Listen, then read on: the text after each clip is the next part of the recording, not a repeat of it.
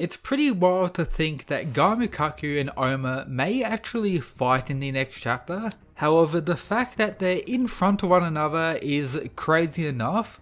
Will we finally get everything revealed? We've been waiting for this ever since Kuroki mentioned to Oma about the lore of Guy Mikaku. All has been building up until this moment. I cannot wait. We have a lot to discuss today. Let's get into it. Quick recap, quick reminder to everyone. I've said it a million times now, but Guy Mikaku, he created the Nico style. He is the master of Oma's master.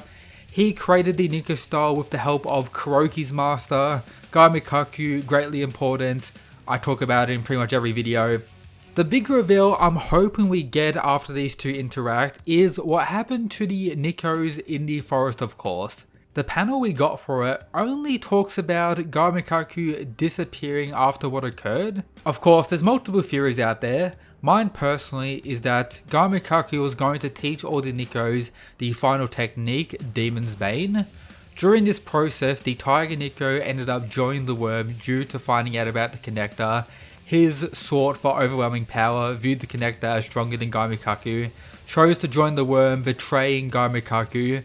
That resulted in the worm pretty much attacking the Nikos, attacking Guy Mikaku.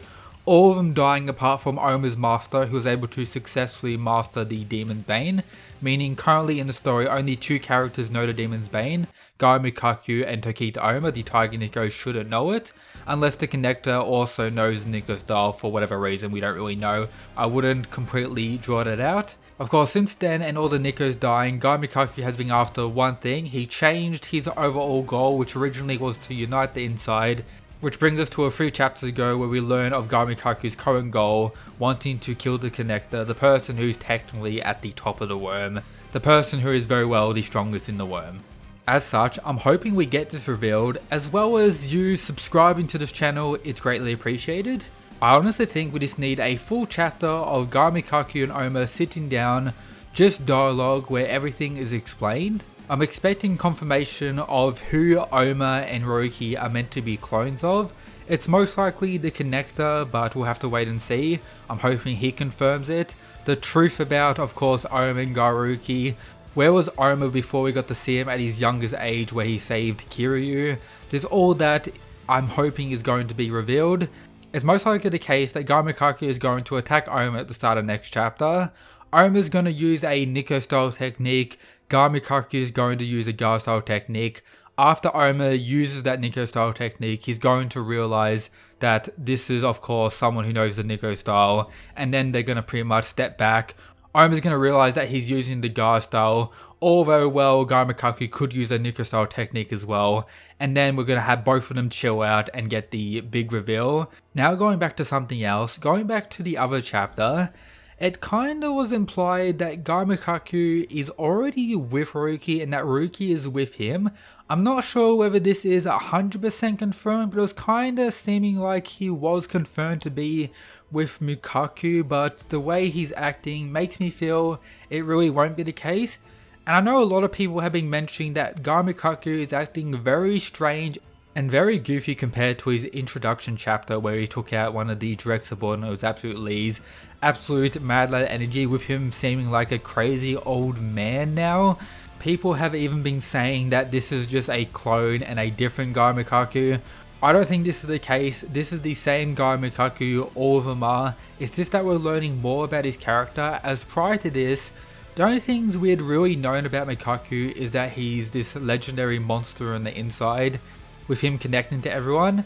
And then from various flashbacks from Aoki, we learned that he's quite the absolute savage. And then of course that is reinstated with the way he took out that worm member. And now he's just more goofy. Of course he should be like in his 70s now timeline wise. He could potentially be even older, but he should be quite old. And if you compare his face here compared to how Kuroki described him, he seems to be looking a lot younger than what he really was shown in Ashura. I think this is just more art style changes. If I had to recommend something, don't really look into it too deep. I've made this mistake many times with Kengan throughout the years. However, this is just great stuff. I'm very excited. Other stuff I wanted to talk about that we got revealed is, of course, Rei versus the direct subordinate Tenjin. Wasn't the greatest fight as I was kinda assuming. Ray is very clearly on a different level compared to him, especially when he's faster, is able to catch his opponent off guard, really portraying Ray's expertise and how underrated he may truly be. Of course, he lost against Croaky in the Annihilation Tournament. If he was to face really a lot of the other fighters, he probably could have done very well and won against most. Of course, Ray is definitely in the top 10 strongest in Kengan Ashura, but seeing what he's capable of against the Drexler really shows Ray is still around the top of the verse and a true absolute monster. And this attack where he paralyzed Tenjin is probably very OP. However, people most likely may be talking shit about the direct subordinates and being too weak.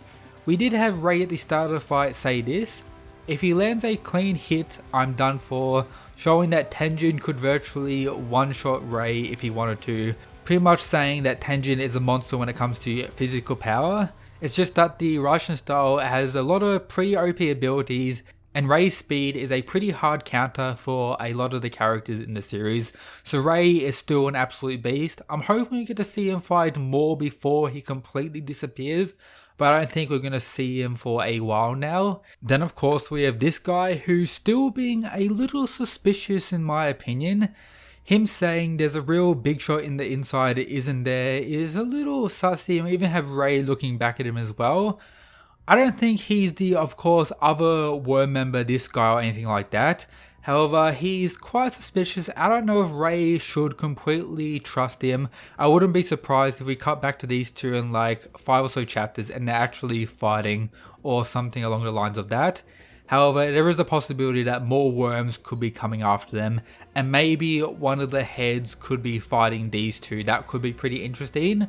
But the most important thing is the Gaimikaku stuff. I'm very excited for the next chapter. Oma Gaimikaku exchanges and then hopefully everything to be revealed. Very exciting stuff. And now one last thing I forgot to mention is Koga being saved by Oma from Gaimikaku here. And the fact that Koga is present for all of this as well. If you don't remember, Oma said he wants to pass the Nico style down to Koga. Everything of the Nico style, that is. If Koga was to hear Gaimikaku, the creator of the Nico style, talk, you really couldn't ask for anything better. Koga really just getting that protagonist treatment on the side even more than ever before. Oma didn't get no treatment of, you know, talking to the creator of his style when he was younger or anything like that. He just had his master die, like, well shit, I know everything, time to just see what I can do. Koga learns a few abilities, makes some changes in his own way after he learned like 3 techniques from Oma, and now he has the creator of the style with him as well, so Koga just honestly gets everything. Let me know your thoughts of everything down below. Check out all the other stuff in the description if you haven't already, and of course shout out to the Mad Lads who support the channel via the Patreon. But that's it guys, peace.